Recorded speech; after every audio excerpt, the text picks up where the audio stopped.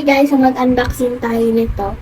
Ano siya tawag doon? Ayan. I-unbox natin guys yung price ni Jude na fitness watch. Fitness watch. Ako na. Actually, price niya yan sa isang brand ng soft drink. Ito yung laman ng price ni Jude. So, meron siyang fitness watch. Ito guys. Ayan yung, so, alam ko may pang-monitor din ito ng heart rate, ganyan.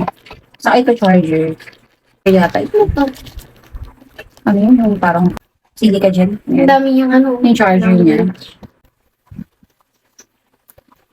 So, Ano, waterproof siya. so may Bluetooth siya.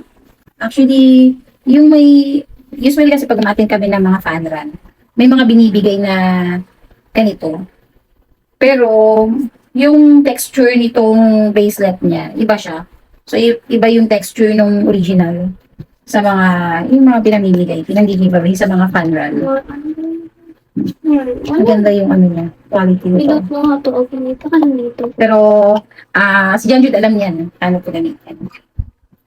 So, very thankful sa mga online blessings. Kasi, yung price ni Jude is ganito, a fitness watch, and then, Need niya sa school. yeah, kailangan niya ito. Kasi I think nag-gym siya sa school nila. And kay kuya is Tapos si Richard naman, nanalo din siya ng 5,000 cash. Sila yung Cash? nanalo. cash. Yeah. Doon siya ng 5,000 na cash sa isang e-wallet din.